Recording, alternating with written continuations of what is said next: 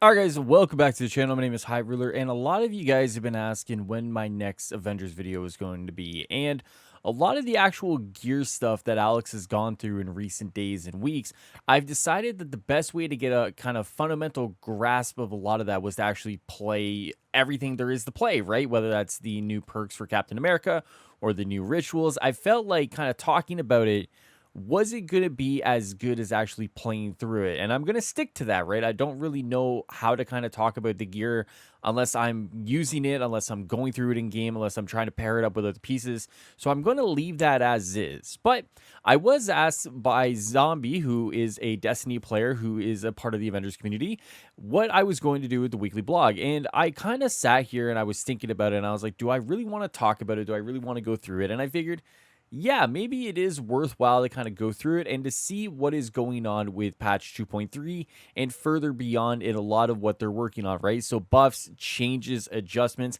I feel like there's quite a bit here to actually kind of digest and go through. So I figured, why not actually get on there and why not kind of go through it? So here is the video today, guys. Okay, so we're going to start with the buff section here. So they say melee and certain heroics are in a state where they are not enticing enough to engage most players in many combat systems. True.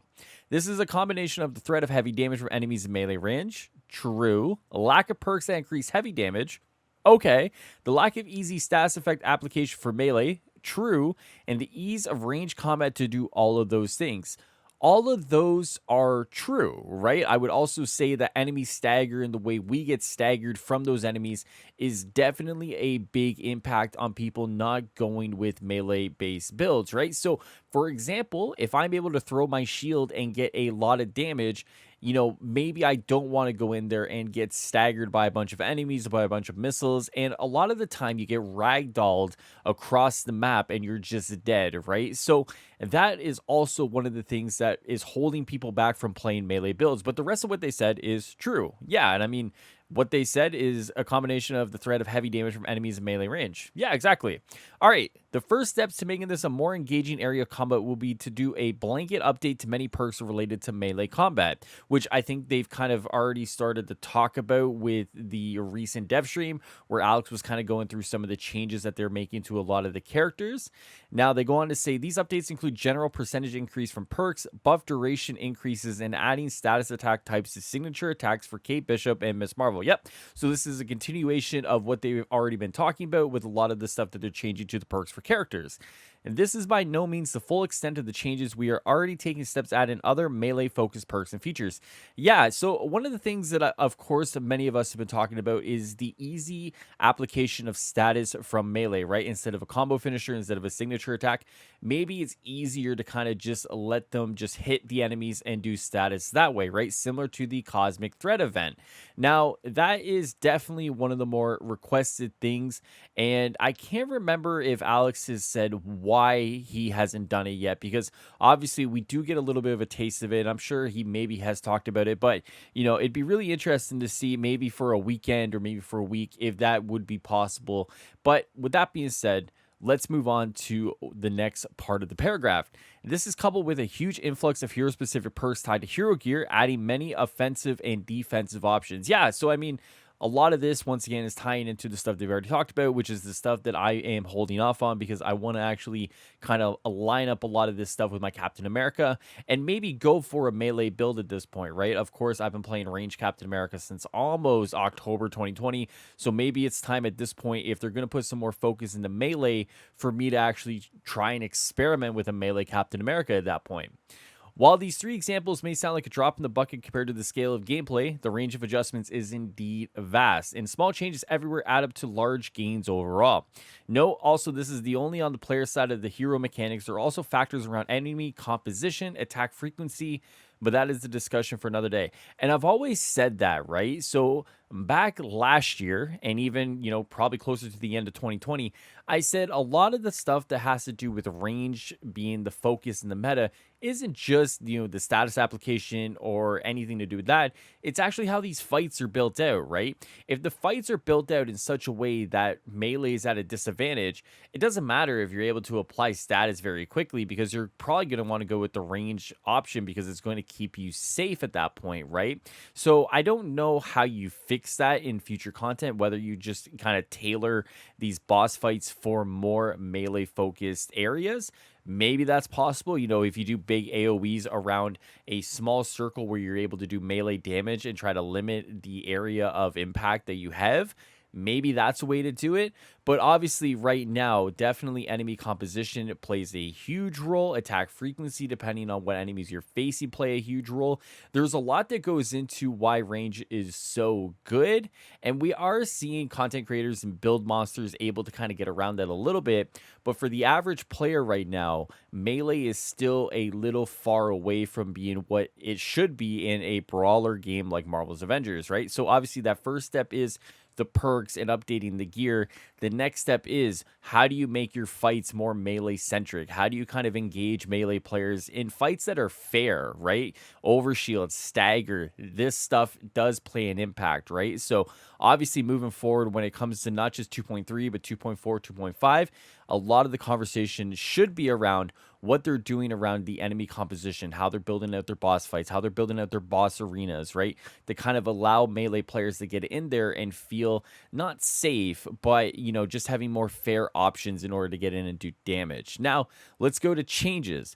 The comic adjustment was not only required to prevent damage nullification, but was also important in preparing for the introduction of many defensive perks, which are coming in to make melee less risky, more rewarding endeavor, as touched on above. Okay, so yes, I can see where that's coming from. Of course, 100% armor was a glitch. Of course, they're not just going to allow you to kind of stand around and take no damage. Of course, I've talked about this before when it was ongoing, but if they are kind of, bringing in some more defensive perks to allow us to kind of get in there and do some more melee damage, I mean, of course, that's always going to be beneficial to the players. So it'd be really interesting to see what kind of takes shape, not just, after this kind of pass on gear, but future passes as well. Comics allow players to passively have comparable armor to those who sacrifice DPS for perks and stats dedicated to defense. This not only reduced the need for builds, as builds require a trade-off that comics do not have, but also diminish any value some of the new perks provide. Now, the thing about comics, and I've brought this up before, is that once upon a time, Phil talked about kind of making changes to the comic system, right?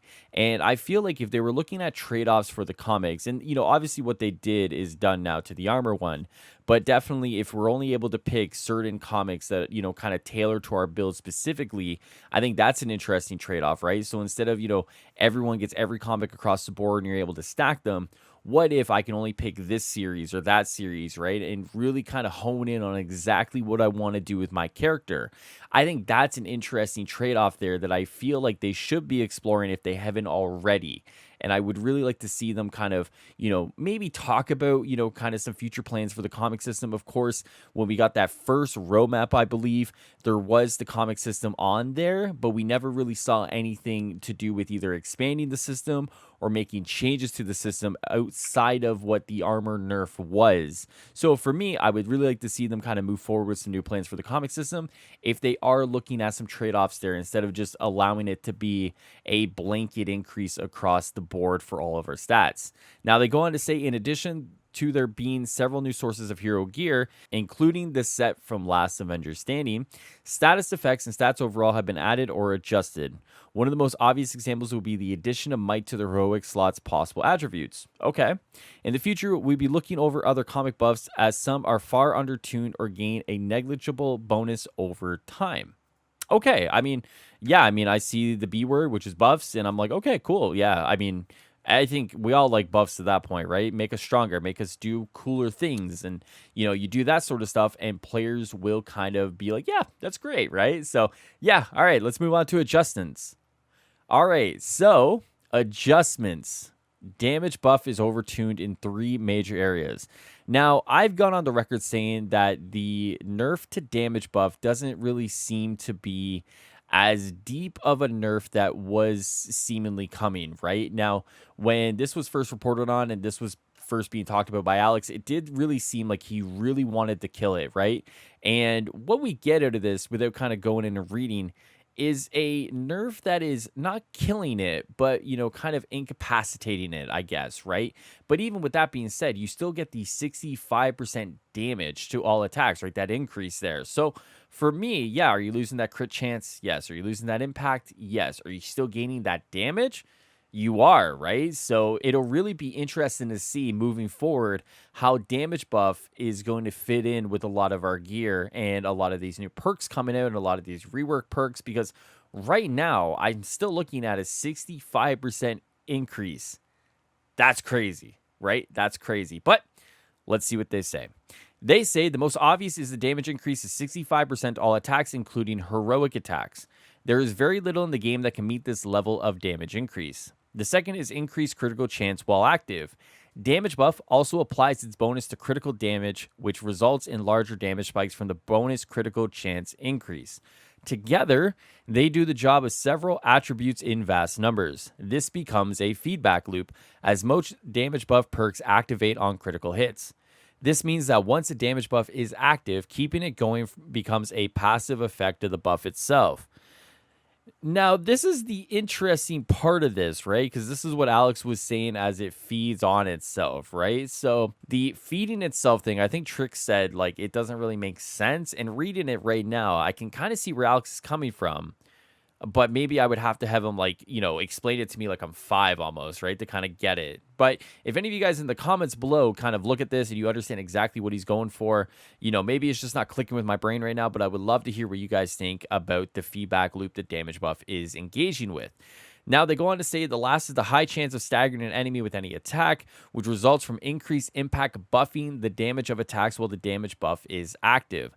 This makes some skills and perks obsolete, as any light attack or volleyed range attack could stagger even the largest of enemies. Yeah, so I mean, as a Captain America range player, I did see this a lot, right? When I'm throwing the shield and enemies are getting staggered. I mean, so I will miss this part of it, of course. But I don't know as a range player if this is going to impact me like a melee player, right? So, for example, when I was on the round table with Doom, Doom plays Black Panther. Now, he's saying the impact and the stagger are going to very much so impact his, play style, right? So, I can see for melee players and players who play that kind of character, they're looking at that and going, oh no, right? Versus someone like me, I play range, I throw the shield. Maybe the impact and the stagger doesn't impact me a lot, but I think that is very much so kind of going to be like a case by case scenario at that point. So interesting to look at that. This makes damage buff one of the best defensive tools because causing your enemy to attack less means you need less armor. Okay, yeah, I can see the logic for that. These three aspects make damage buff a no-brainer because of the raw output, self-sustainment, and practical survivability. It's one reason that many players repeat area of effect or range attacks with it active to get all the benefits of heavier attacks without the risk of getting hit. True. To that end, the current plan is to remove the critical chance impact from damage buff. The 65% damage increase will remain, and its duration will not be changed. Then they go on to say the Nornstone, a lethal wills buff, which stacks with damage buff, will retain its impact increase in mechanic, but will no longer add a flat 35% critical chance to all attacks.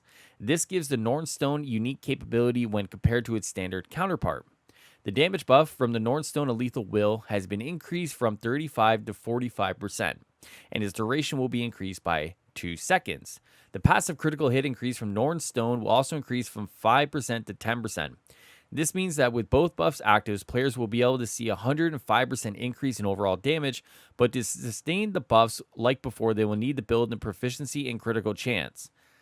I mean, that's doable. I mean, you're looking at that, right? For anyone who's looking at that and seeing a 105% increase in overall damage, and they're saying, I just got to put some proficiency and critical chance in. Yeah, no problem, right?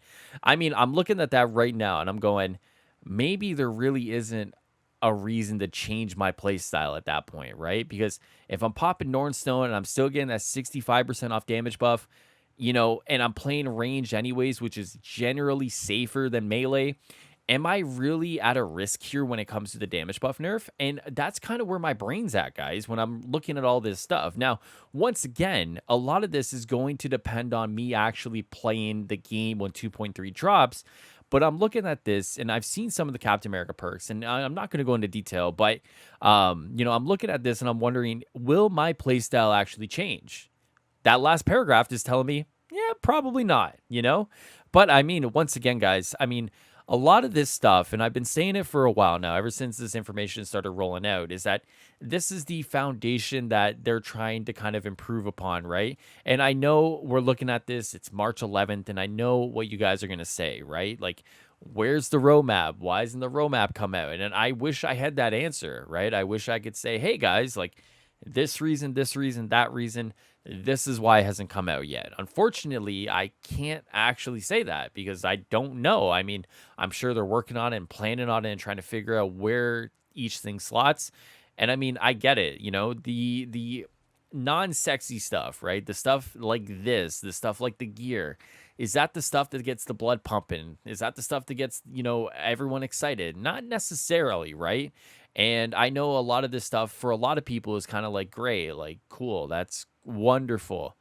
Where's She-Hulk? Where's that mystery character? Where's Winter Soldier? Where's Captain Marvel? Where's this? Where's that, right? And ideally, we get that stuff as soon as possible. We kind of talk about it. We are able to play it even, right? So, I mean, of course, guys, hopefully the day comes where instead of where's roadmap, it's where's this content drop, right? I think those conversations are a lot better than, obviously what we're looking at with just the roadmap and the speculation running amok with that. So, with that being said, if I had to give you guys my thoughts on the overall blog post today and kind of the changes they're making, it sounds good. It sounds like, once again, without going into detail because I haven't played with a lot of new gear, it sounds like there is kind of this idea and this kind of building towards the foundational upkeep that seemingly these guys at Crystal Dynamics feel like they need to do, right? And until we get our hands on 2.3, until we see exactly how these things are all kind of interchanging with each other, including that Nick Fury, it's really tough to kind of know exactly where things are at after 2.3 and kind of, the full extent of what they are planning. So, once again, guys, I know this is not the kind of the sexy stuff that everybody wants.